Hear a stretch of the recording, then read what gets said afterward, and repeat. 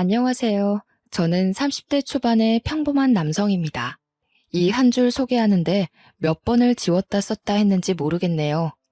이렇게 글재주가 없지만 제 사연을 많은 분들께 들려드리고 싶은 마음에 용기를 내어봅니다. 특히 꼭 제 사연을 봤으면 하는 사람이 있거든요. 혹시 제 사연을 들어주시는 분들 중 가난을 겪어보신 분 있으신가요? 그렇다면 제 사연이 더욱 와닿으실 겁니다.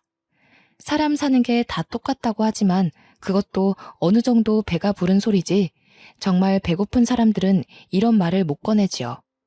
저는 지긋지긋한 가난에 시달리며 살았습니다. 유년 시절을 떠올려 보면 돈과 배고픔 그리고 빚 말고는 떠오르는 게 없어요. 지금 생각해봐도 너무 힘들었다는 말밖에 나오지 않을 정도로 힘들었습니다. 보통은 유복하다가 망하는 집안이 많지요. 그러나 저희 집은 처음부터 배고픈 집안이었는데 아버지께서 지인분과 동업을 하시면서 집안은 풍비박산이 났습니다.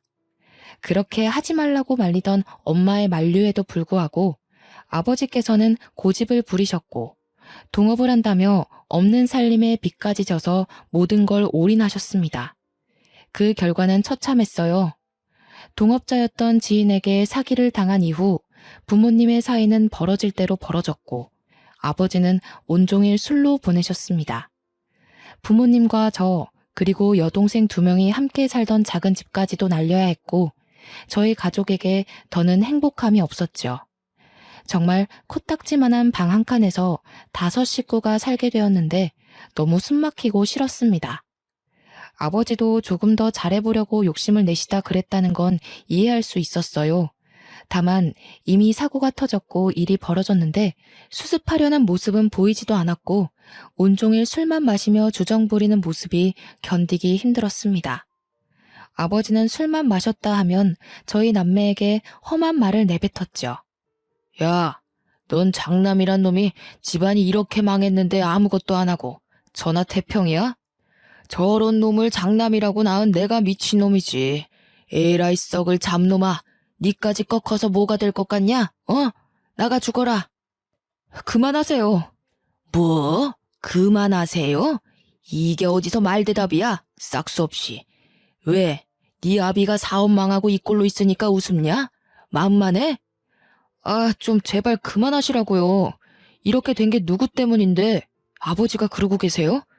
아버지 때문에 집안 풍비박산 난 거잖아요. 아버지가 수습하셔야죠. 왜 저한테 그러세요? 이 썩을 것 말하는 것 좀 봐라. 네가 나한테 안 맞은 지 오래됐지? 네가 아주 처맞고 싶어서 몸이 근질근질하지? 아버지가 무슨 자격으로 저를 때리세요? 제발 그만 좀 하세요. 이런 술주정도 이제 지겨워요. 상대해주고 싶지 않다고요. 장남은 저렇게 쓸모가 없고 딸년을 괜히 둘이나 낳아서 밥이나 축내고 어이구 내 팔자야. 아버지는 이해가 어려울 정도로 본인이 저지른 일에 저희 탓을 하셨습니다. 어떻게 이게 저희 탓이 되는 건지 이해할 수 없었고 그런 아버지가 너무 싫더라고요. 돈이 없지만 어떻게 겨우 차린 밥상을 뒤집으며 반찬이 이게 뭐냐고 난리를 치는 것도 한두 번이 아니었고 잘 자고 있는 여동생들을 발로 차며 깨워서 돈 벌어오라고 난리치는 것도 한두 번이 아니었죠. 저는 이런 아버지가 소름 끼칠 정도로 싫었고 저렇게 살 거면 차라리 길거리나 돌아다니면서 살았으면 좋겠다는 생각도 했고 우리 눈에 보이지 않았으면 하는 나쁜 생각도 했었습니다. 사람이 어쩜 저렇게 이기적인지 모르겠더라고요. 사업이 망하고 내내 안 좋은 모습만 보여주고 가족들을 더욱 고통스럽게 하던 아버지는 건강 악화까지 되시며 가족들을 더 절망에 빠뜨렸습니다. 돈도 없었고 치료 의지도 없었던 아버지는 결국 지병을 앓다 세상을 떠나셨죠. 아버지가 돌아가셨는데 놀랍게도 눈물이 한 방울도 나오지 않았어요. 왜냐면 아버지가 돌아가신 후 저희 가족에게 남은 건 감당할 수 없는 빚이었습니다. 모든 빚을 떠안게 된 후 저희 가족은 아버지의 죽음을 슬퍼할 겨를도 없이 도망 다녀야 했어요. 그 작은 집도 저희가 산다는 게 노출이 되어 하루에도 몇 번이고 빚쟁이들이 찾아와 부수고 협박을 했기에 도망가야 했죠. 결국 저희 가족은 다 무너져가는 집으로 이사를 하게 되었습니다. 이사라는 표현이 웃길 정도로 겨우 몸을 숨기고 잠을 잘 수 있는 곳이었죠. 이런 곳에 과연 사람이 살 수 있을까라는 생각이 드는 곳에서 지냈습니다. 다 무너져가는 집이라 비라도 오면 곳곳에서 빗물이 들어와 거의 밖에서 자는 것과 다를 바 없었어요. 그뿐 아니라 별의별 벌레들이 어찌나 많은지 벌레 무서워하던 여동생들도 어느새 적응을 해서 아무렇지 않아졌습니다. 아슬아슬하게 어떻게 살아가고 있었지만 사실 문제는 여기서 그치지 않았지요. 엄마께서는 워낙 몸이 약하셔서 긴 시간 일을 하는 건 무리였습니다. 거기다 밑에 있는 여동생 둘은 아직 학생이라서 돈을 벌 수도 없었어요. 결국 이 집안에서 돈을 제대로 벌 수 있는 건 저 하나였고 저는 오전 일찍부터 새벽까지 하루 3, 4시간을 겨우 자면서 일을 했습니다. 피곤함에 찌들어 집에 들어오면 정말 씻고 바로 뻗기 바빴지만 가족들이 배를 굼지 않아도 된다는 생각 하나로 버티며 살았죠. 그러나 밑 빠진 독에 물 붓기도 아니고 이렇게 벌고 또 벌어도 모이는 거 하나 없이 늘 금전적으로 부족한 삶을 살아야 했습니다. 빚도 있다 보니까 벌어도 끝이 없었고 참 허무했어요. 저도 젊은 나이이고 말 그대로 청춘이라 놀고 싶은 날도 있었지만 그런 생각을 할 수도 없었죠. 몸 쓰는 일을 하며 너무 힘들다 보니 여러 가지 생각은 했었습니다. 제대로 된 취업을 하고 싶었지만 그럴 엄두도 내지 못했던 게 제가 단 하루라도 일을 하지 않으면 온 가족이 쫄쫄 굶어야 하는 상황이 오니까 욕심을 내지도 못했어요. 저 역시 안정적인 직업을 갖고 정해진 출퇴근 시간에만 일을 하고 싶었지만 그건 그냥 제 욕심이라는 걸 알았기에 시도조차 하지 않았죠. 그리고 막말로 취업을 할 수 있다고 해도 제가 능력이 없었기 때문에 번듯한 직장에 들어가는 것 자체가 무리였습니다. 그러니 그냥 현재의 제 삶에 만족하며 막일을 할 수밖에 없었어요. 제가 이 당시에 저 스스로에게 최면을 많이 걸었습니다. 일을 해서 먹고 사는 게 어디야? 라든지 나는 지금 가족을 위해 최선을 다하고 있고 충분히 훌륭한 사람이야. 같은 말들로 스스로를 위로했고 긍정의 힘을 얻으려 노력했어요. 이렇게 하지 않으면 제가 금방이라도 지쳐 쓰러질 것 같았죠. 그래도 외롭지는 않았던 게 제가 이렇게 고생하는 걸 엄마와 여동생들이 알아줬거든요. 늘 힘들게 일하고 오면 다 무너져가는 작은 집에서 가장 편한 자리에 그나마 좋은 이부자리를 펴두고 제가 쉴 수 있는 공간을 마련해줬습니다. 그뿐 아니라 없는 형편에 먹을 것도 별로 없는 우리 집 반찬에 가장 맛있고 좋은 반찬은 늘 저를 위해 빼두곤 했지요. 어떻게 보면 별거 아니라고 생각할 수 있지만 그 당시 저희 집 형편을 생각해보면 정말 대단한 일이었고 저를 배려해 준 거였습니다. 또 제게 돈을 받는 걸 당연하게 여기지 않아서 그나마 제가 위안을 삼을 수 있었습니다. 오빠, 정말 미안한데 나 용돈 조금만 줄 수 있을까? 오빠가 힘들게 일하는 거 다 알고 있어서 용돈 진짜 아껴서 썼는데 저번에 문제집을 잃어버려서 다시 사느라 돈이 조금 부족해서. 그래? 그런 거면 오빠한테 진작에 말하지. 돈 아예 없었을 거 아니야. 응, 그냥 걸어서 왔다 갔다 했어. 차비라도 아끼려고. 미안해, 오빠. 오빠도 힘들게 버는 돈인데 내가 함부로 써서. 나중에 내가 더 커서 돈 벌면 꼭 오빠한테 갚을게. 뭘 또 갚는다고 그래. 그냥 제대로 공부해서 성공만 해. 너희가 성공하는 게 오빠 도와주는 거야. 우리 아들 힘들지? 그래도 이번에 생활비가 좀 여유가 있어서 다음 달에 생활비 전부 안 줘도 괜찮을 것 같아. 엄마가 능력도 없고 몸도 아픈 엄마라서 미안해. 왜들 그래? 난 괜찮아. 그냥 우리 가족 조금만 더 고생하다 보면 좋은 날이 올 거니까 모두 힘내보자. 가족들은 모두 제가 주는 아주 작은 돈도 아껴 쓰고 또 아껴 썼고 저는 그걸 알기 때문에 제가 벌어서 온 가족이 먹고 살아도 불만이 없었습니다. 이런 부분에는 불만이 없었지만 뭔가 큰 돈을 벌고 싶다는 욕망이 있었어요. 제가 조금 더 여유롭게 벌면 분명 우리 가족이 더 여유로운 상황이 될 걸 알았기에 욕심이 났습니다. 그래서 늘 일을 하면서도 어떻게 하면 돈을 더 벌 수 있을까라는 생각을 했었죠. 그러던 중 동네에 이상한 무언가가 생겼습니다. 규모가 꽤 큰데 마트도 아닌 것이 문구점도 아닌 것이 온갖 것들이 다 파는 곳이었죠. 이 동네에 저렇게 큰 마트가 생기면 돈을 못 벌 텐데 라는 걱정이 앞섰습니다. 워낙에 주머니를 쉽게 열지 않는 사람들이라 도보 10분 거리에 있는 시장보다 저렴한 게 아니라면 누구도 발길을 하지 않을 텐데 하는 쓸데없는 걱정을 했네요. 그러나 예상외로 거기를 직접 다녀오신 엄마의 반응이 너무 좋았습니다. 동호야, 집 들어오는 사거리에 마트 같은 거 생긴 거 봤니? 오늘 가봤는데 정말 너무 괜찮더라. 엄마가 이것저것 반찬거리 좀 사고 계산하려고 했더니 글쎄 뭐라는 줄 알아? 아, 거기 오면서 보긴 했는데 거기 마트야? 근데 왜? 뭐라는데? 얼마냐고 했더니 편하게 알아서 내라고 하더라. 그래서 엄마가 놀라가지고 쳐다보니깐 씩 웃으시면서 절반씩만 내고 가래. 세상에, 채소들 상태도 신선하고 좋은데 너무 저렴하더라고. 앞으로 거기서만 사야겠어. 아, 진짜? 뭐야, 그렇게 반값에 팔면 뭐 남는 게 있나? 이상한 곳이네. 아무렴, 우리 형편에 그런 곳이 가깝게 있으면 너무 좋은 일이지. 물론 그건 맞는 말이지. 다행이네. 나도 한번 가봐야겠다. 엄마뿐 아니라 그곳을 다녀온 동생들의 반응도 너무 좋길래 궁금함에 저도 그 이상한 마트를 가봤습니다. 가서 보니까 이것저것 잡다하게 많이 팔고 있더라고요. 그리고 엄마의 말대로 사장님은 정말 모든 걸 절반 가격에 팔고 계셨죠. 신기하고 놀라웠습니다.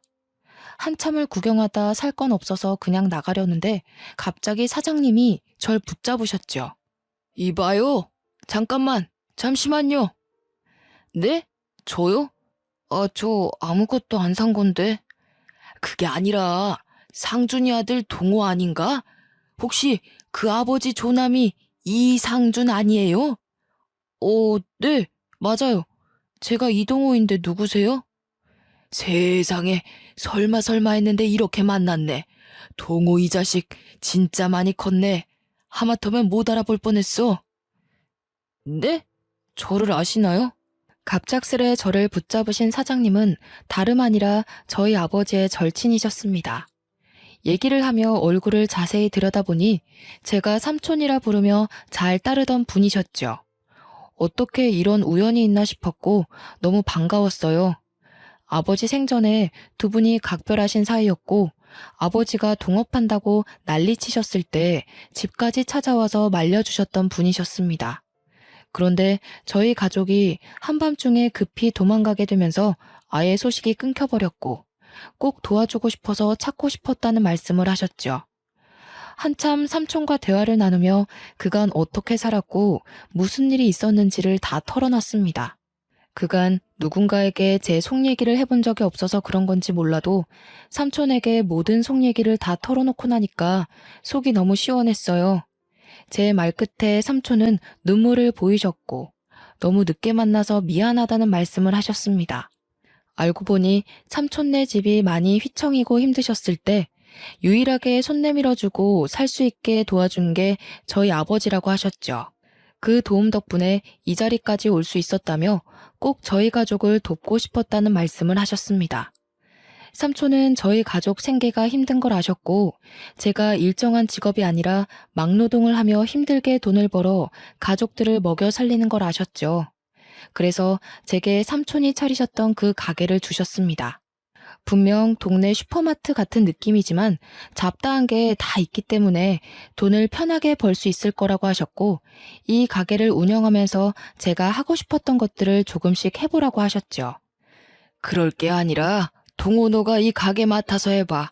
명의도 너한테 싹 다 넘겨줄 테니까 열심히 해봐. 절대 돈을 못 버는 곳은 아니니까 지금보다 여유롭고 편하게 살 수 있을 거야. 네? 이 가게를 주신다고요? 그래. 가게 매출도 있지만 땅값도 장난 아니다 너. 내가 너희 아버지한테 받은 게 참 많아서 그래. 어떻게 보면 내 목숨 살려준 놈이기도 하지. 나는 이렇게 살아가게 만들고 그놈은 그렇게 떠날 줄 누가 알았겠냐고. 삼촌, 진짜 감사해요. 이걸 어떻게 보답해야 할지 모르겠네요. 솔직히 안 받는 게 맞는데 저 욕심 좀 내고 싶어요. 너무 힘들거든요. 너 임마, 그럴 자격 충분히 있어. 앞으로 뭘 하든 욕심내면서 살아. 그리고 앞으로는 자주 연락하고 얼굴 보면서 지내자, 동호야. 힘든 일 있으면 삼촌한테는 꼭 털어놓고, 알겠지? 하루아침에 나타난 삼촌의 존재는 제게 너무 큰 힘이 되었습니다. 덕분에 저는 동네 슈퍼의 사장이 되었고, 그간 힘들게 하던 일과는 다르게 나름 편하게 일을 할 수 있었죠. 그런데 이게 또 사람 욕심이라는 게 막상 편한 일을 하면서 몸이 쉬니까 딴 생각이 들더라고요. 엄마, 내가 지금 여기서 카운터나 보고 물건 채울 게 아니라 이걸 애들이나 엄마한테 맡기고 난 다른 일을 해서 돈 버는 게 맞지 않을까 싶어요.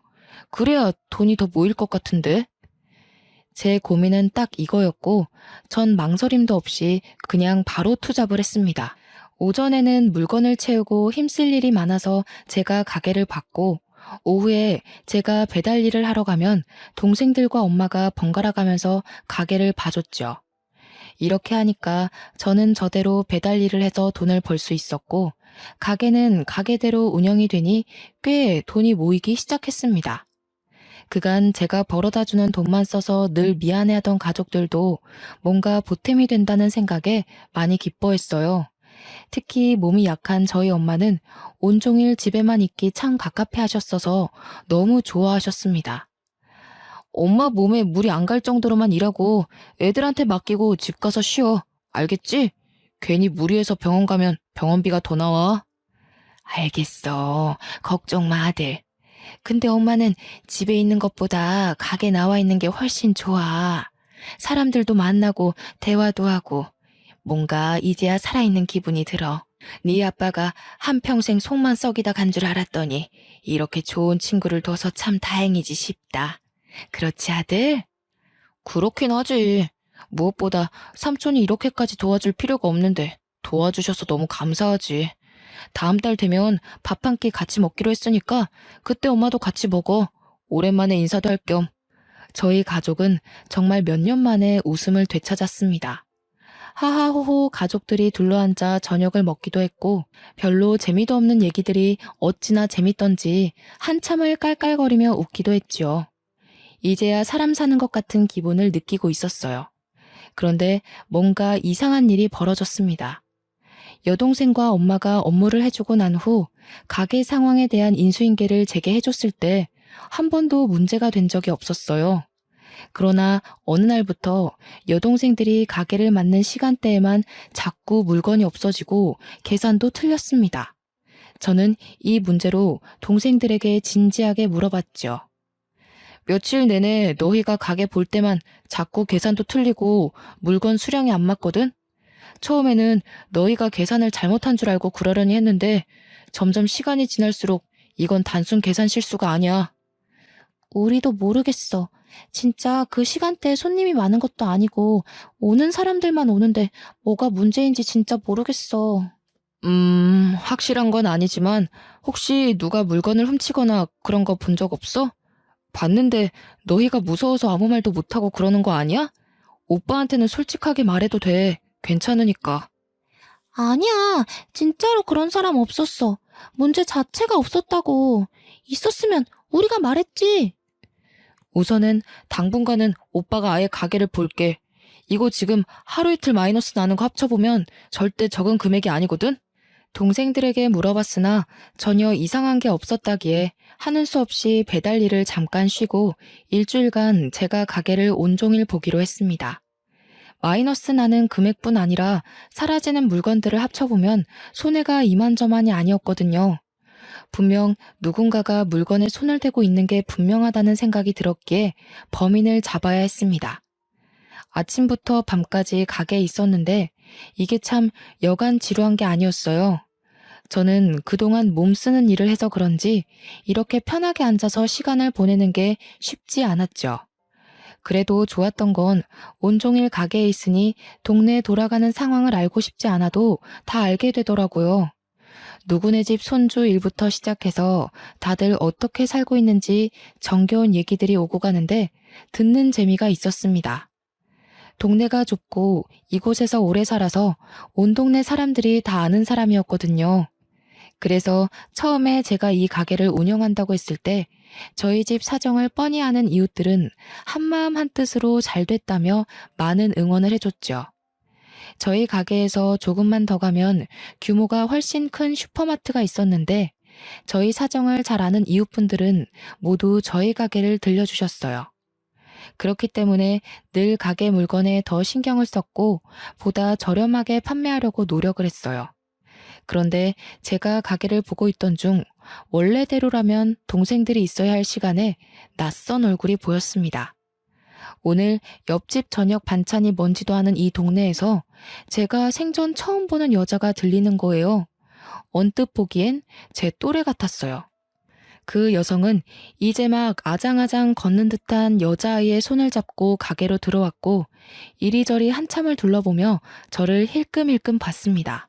저는 뭔가 수상함을 감지했고 혹시 모르니 설레발치지 않고 조용히 있었어요. 책을 보고 있었지만 눈과 온 신경은 여성과 아이에게 가 있었죠.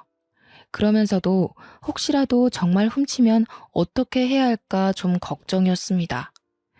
애엄마가 아이를 데리고 마트에 와서 물건을 훔치는 거면 이유가 있을 거라는 생각을 했거든요. 바로 그때 그 여자는 채소와 과일을 조금씩 주머니와 가방에 쓱쓱 넣었습니다. 이게 참 마음이 아팠던 게 통으로 훔쳐가는 게 아니었죠. 포도도 한 송이를 가져가는 게 아니라 몇 개 따서 주머니에 쓱 넣고 방울토마토도 몇 개만 쓱 넣는 모습에 모른 척 해야 하나 싶었습니다. 이어 아이가 갖고 놀 장난감도 쓱 넣더니 속도가 붙었는지 갑자기 조금씩 눈치 보며 쓱쓱 훔쳤죠. 처음 한두 번이면 솔직히 눈 감아줬을 텐데 지금 이게 한두 번이 아니었고 가게에 손해까지 입혔기 때문에 바로 잡을 필요가 있었기에 저는 그 여성에게 다가가 물었습니다. 저기요, 지금 뭐 하시는 겁니까? 며칠 내내 가게에 도둑이 있다 싶었는데 그쪽이었군요. 정말 죄송해요. 사장님, 한 번만 용서해 주세요. 저희가 돈이 없는데 저는 굶어도 괜찮은데 딸아이 먹일 게 아무것도 없어서요. 정말 죄송합니다. 잘못인 거 알고 있고 범죄인 것도 알아요. 제가 꼭 갚을게요. 아니, 훔칠 거면 뭐 제대로나 훔치지 이게 뭡니까? 아, 참, 그 실례지만 아기를 혼자 키우시는 거예요? 이렇게 돈이 없으면 아이를 어떻게 키워요? 그게 애 아빠가 돈을 다 들고 도망갔어요. 하루아침에 그렇게 도망가고 저랑 딸한테 남은 건 그 인간이 사고치고 남은 빚뿐이라 지금 이 동네에 숨어서 살고 있네요. 정말 죄송해요. 애가 너무 어려서 일도 못하고 있어서 너무 죄송합니다. 네? 아유, 뭐 저도 이 동네 아버지 때문에 도망와서 숨어 살았던 게 시작이라 참 모른 척하기가 그렇네요. 저기 이렇게 훔치지 말고 유통기한 임박한 제품들은 그냥 줄 수 있으니까 앞으로는 와서 당당하게 가져가세요. 애기도 이것저것 맛있는 거 많이 해주시고 그래야 무럭무럭 크죠. 네? 아니에요. 그렇게까지 안 해주셔도 괜찮아요. 이미 면목이 없는데요. 저도 배고팠던 시절이 있어서 잘 압니다. 조금이라도 형편 나은 사람이 도와야 풀리지 안 그러면 막막하잖아요. 괜찮으니까 가게 와서 가져가세요. 저희 엄마랑 동생들한테도 말해둘게요.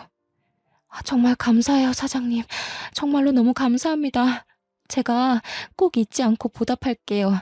절대로 잊지 않을게요. 너무 딱 애엄마 사정을 무시할 수 없었습니다. 자세히 들어보니 남편이 정말 하루아침에 흔적도 없이 다 들고 도망을 갔다던데 홀몸도 아닌 저 어린아이를 데리고 뭘 할 수 있을까 싶었죠. 저야 뭐 제가 벌어서 가족들을 먹일 수야 있었는데 이쪽은 애엄마가 일도 못하는 상황이니 막막할 것 같았습니다. 그래서 말로는 유통기한 임박한 제품을 주겠다고 했지만 제 사비를 들여서 아기들이 먹는 것들을 따로 발주를 넣어서 애엄마에게 무료로 줬어요. 그게 미안했는지 가끔은 저희 가게에 올 때 맛있는 간식을 해서 왔다고 합니다. 물론 저는 배달 일을 다시 시작하고 있었기에 동생들과 엄마만 맛을 봤죠. 제가 동생들과 엄마에게 이걸 말했을 때도 아주 잘했다면서 오면 부담스럽지 않게 도와줘야겠다는 말을 했어요. 저희 가족 모두가 처참할 정도로 가난이 뭔지 너무 잘 아니까 모두가 도와주고 싶었습니다. 그렇게 제 사비까지 들여 애엄마를 도운 게 2년이란 시간이 흘렀어요. 2년간 많은 변화들이 있었습니다. 제 동생들은 대학 입학을 했고 저랑 엄마는 다 무너져가는 집이 아니라 번듯한 집으로 이사를 했죠. 집안 사정은 많이 좋아졌고 가족들의 얼굴도 행색도 모두 좋아졌어요. 그리고 2년간 도와줬던 애엄마의 딸아이도 무럭무럭 자라서 옹알이를 하던 게 말도 똑부러지게 하고 아주 많은 변화들이 있었습니다. 그러던 어느 날 갑자기 애엄마가 가게 마감 직전에 저를 찾아왔는데 애도 없이 혼자 늦은 시간에 왔길래 깜짝 놀랐죠. 뭐예요? 아영이는 어디에 두고 이 시간에 혼자 왔어요? 무슨 일 있어요? 저 사장님께 드릴 말씀이 있어서요. 너무 갑작스럽지만 저 지금 이 동네 떠나거든요. 네? 왜요? 뭐에 또 쫓기는 거예요? 무슨 일인데 한밤중에 갑자기 떠나요? 나쁜 일은 아니고 저 제대로 살려고 가는 거예요. 갑작스럽게 이런 말 해서 미안하지만 사장님, 여기 이 자리에 꼭 계셔야 해요. 제가 꼭 올 거니까 아셨죠? 제가 은혜 갚을 기회 주셔야 해요. 그래서 그 말 하려고 급하게 왔어요. 그렇게 애 엄마는 제게 기약 없는 약속을 하고 떠났습니다. 사실 많은 생각이 들었어요. 애 엄마와 뭐 사적인 감정이 있던 건 아니지만 2년이라는 시간 동안 꽤 서로 가깝게 지냈기 때문에 정도 들어서 생각이 많이 났습니다. 언제 올지도 모르고 막말로 안 올 수도 있는데 저는 자꾸만 기다려졌어요. 이상하게 언젠가 애엄마가 찾아왔을 때 제가 더 멋진 사람이 되어 있고 싶다는 생각에 발전하려 노력을 했습니다. 그렇게 3년이 흘렀을 때 저희 가게 앞에 낯선 외제차가 서 있더라고요. 이 동네에 저렇게 좋은 차를 타고 다니는 사람이 없어서 눈길이 갔습니다. 잠시 흘겨본 후 저는 가게로 들어가려는데 외제차 안에서 한 여자가 내렸죠. 머리부터 발끝까지 명품으로 도배를 한 그 여자를 보고 깜짝 놀랄 수밖에 없었던 게 제가 여태 기다리던 애엄마였습니다. 순간 저를 보며 환하게 미소 짓는 애엄마를 보며 저는 멍하니 쳐다봤어요. 사장님, 저 약속 지키러 왔는데 너무 늦었죠? 아니, 이게 어떻게 된 일이에요? 저 보다시피 아주 성공했어요. 사장님한테 바로 올 수 있었지만 성공해서 은혜 갚을 수 있을 때 오고 싶었거든요. 그러다 보니 시간이 이렇게 흘렀네요. 다행이네요. 성공해서. 정말 다행이에요. 아영이는 잘 지내고 있는 거예요? 네, 우리 아영이도 잘 지내고 있어요. 사장님, 이제 마감하면 회포나 풀러 갈까요? 제가 정말 근사한 저녁 대접할게요. 갑자기 나타난 애엄마는 정말 놀라울 정도로 성공해서 돌아왔습니다. 들어보니 애엄마는 원래 애아빠랑 옷 장사를 같이 하고 있었다고 해요. 그런데 아이를 낳고 애아빠가 딴 마음을 먹기 시작했다고 하더라고요. 애엄마가 자꾸 비밀번호 같은 걸 깜빡깜빡하니까 본인 다이어리에 통장 비밀번호랑 계좌번호를 세세하게 적어놨었다고 합니다. 근데 그걸 남편이 보고 돈을 훔쳐 달아난 거지요. 애아빠는 심지어 결혼하자마자 애엄마의 친정엄마가 가진 건물을 자기가 관리하겠다며 고집을 피울 정도로 재산에 눈독을 많이 들였다고 합니다. 이미 그 건물 1층엔 음식 장사하는 다른 사업주도 있었는데 그걸 일방적으로 계약 파기를 시키라고 난리를 피웠다고 하더라고요. 친정은 돈이 많은데 친정 부모님이 하나도 베풀지 않는다는 생각에 가족을 버리고 애엄마의 돈을 택한 겁니다. 부모님이 그 남자랑 결혼은 절대 하지 말라고 했는데 제가 정말 사람 보는 눈이 없어도 너무 없었죠. 저는 친정 부모님 도움 없이도 어떻게든 살아보려고 남편이랑 옷장사를 같이 시작한 건데 그런 남편 눈에는 제가 참 멍청해 보인 거죠. 그냥 친정 부모님이 주는 재산 따박따박 받아먹고 살면서 편하게 살면 되지. 왜 이렇게 쓸데없는 고집을 피우냐면서요. 결혼하자마자 지독하게 싸우기 시작했는데 남편이 하필 제 통장 비밀번호를 알아내서는 제 통장 잔고를 확인하고 저를 버렸어요. 친정엄마가 사실 새엄마였던 탓에 한 푼도 지원받지 않고 자수성가하려고 했던 애엄마의 꿈은 좌절되고 말았어요. 심지어 애아빠가 개인 신용대출을 2억 넘게 받고 도망쳐버린 바람에 달아난 애아빠를 찾으려고 빚쟁이들에게 쫓기는 신세까지 되었더라고요.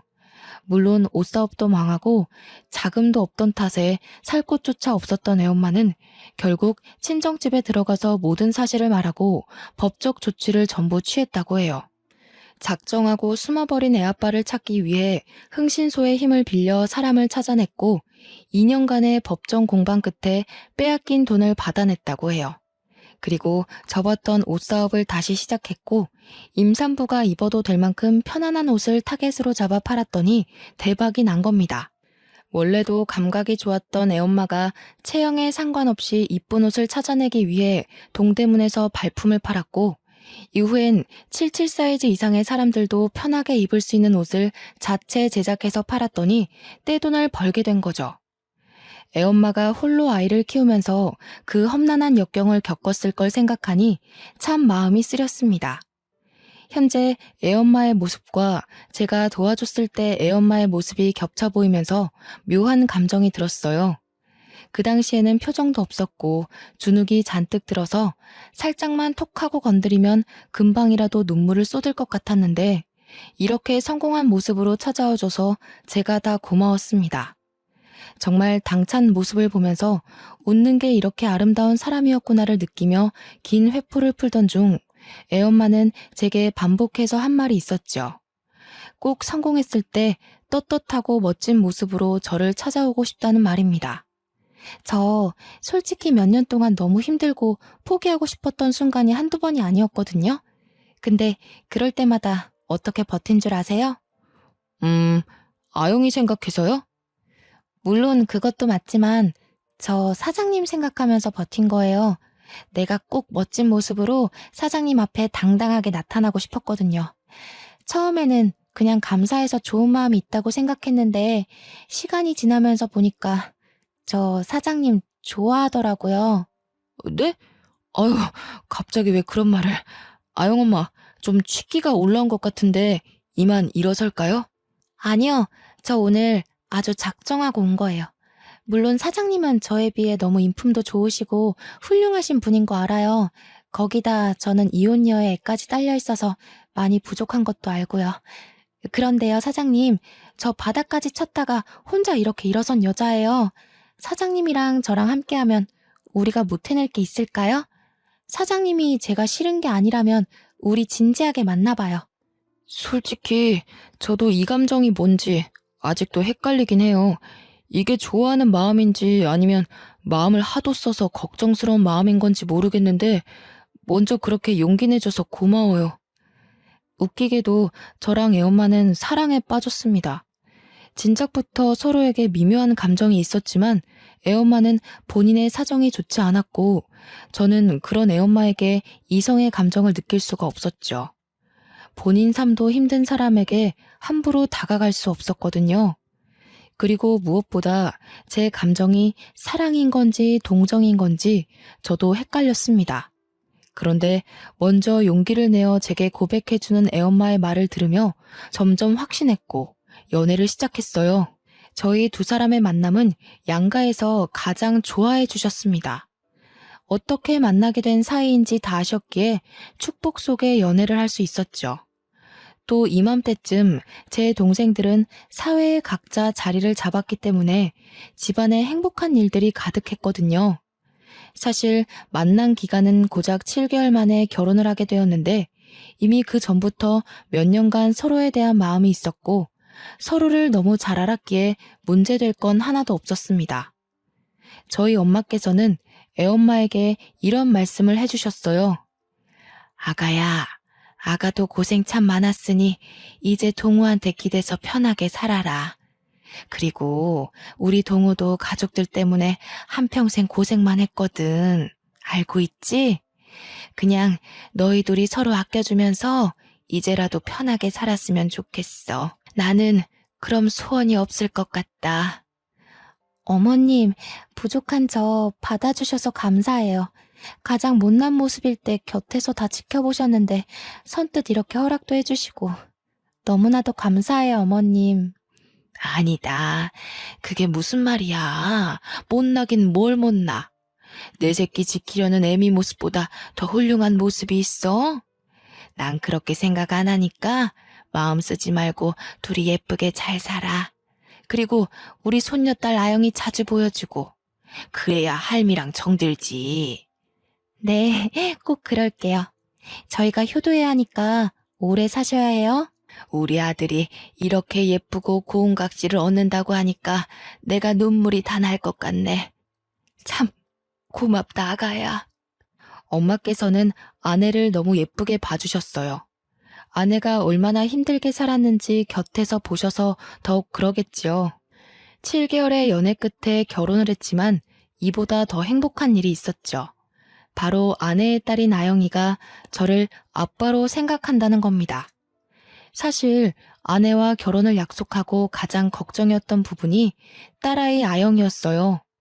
혹여나 아이에게 상처로 남지는 않을지, 어떻게 다가가야 할지, 저를 기억할지 많은 고민을 했습니다. 연애하던 7개월이란 시간 동안 아영이에게 다가갈까 고민도 많았지만 저희 두 사람의 관계가 확실해졌을 때 딸아이에게 다가가고 싶었어요. 저희야 결혼 전제로 진지하게 만나긴 했지만 확고하지 않은 상황에서 어설프게 저희조차고 아이에게 다가가고 싶지는 않았지요. 정말 고심을 했었는데 딸아이는 저를 기억해줬고 심지어 반겨줬습니다. 생각해보면 아영이가 막 말문이 트였을 때 유일하게 자주 보는 성인 남자가 저라서 가끔 제게 아빠라고도 했고 삼촌이라고도 했는데 그런 아영이 기억 속에서 제가 아빠로 자리 잡았나 봅니다. 아영이를 다시 만났을 때 저를 보자마자 해맑게 뛰어와 안기는데 괜히 눈물이 나더라고요.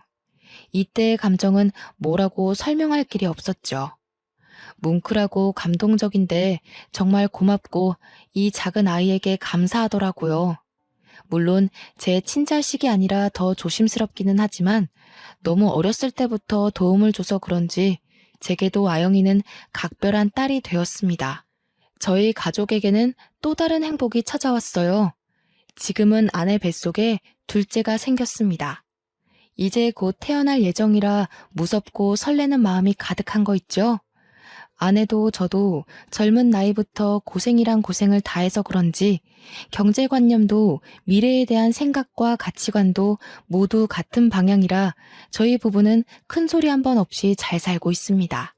저는 이전에 하던 가게를 정리하고 아내의 사업 때문에 서울로 올라와서 동네에 터 좋은 곳에 식자재 마트를 운영하고 있고 아내는 여전히 본인이 운영하는 옷사업을 하며 잘 나가고 있어요. 둘째가 뱃속에 있어서 몸이 참 고단하고 힘들 텐데도 하루도 쉬지 않고 일하는 아내를 보면 안쓰럽기도 하고 존경스러운 마음이 공존했습니다. 지금도 행복한 저희 가족이지만 곧 태어날 둘째와 함께 저희 네 식구는 앞으로 더 행복하게 살 겁니다. 결국 제가 베푼 온정이 큰 사랑으로 돌아왔다는 생각에 태어나 가장 잘한 일이 아닐까 싶더라고요. 제 긴 글을 읽어주신 여러분들도 누군가에게 온정을 받으시고 그게 값진 결말이 될 수 있기를 바라며 제 사연을 마무리하겠습니다. 읽어주셔서 감사합니다.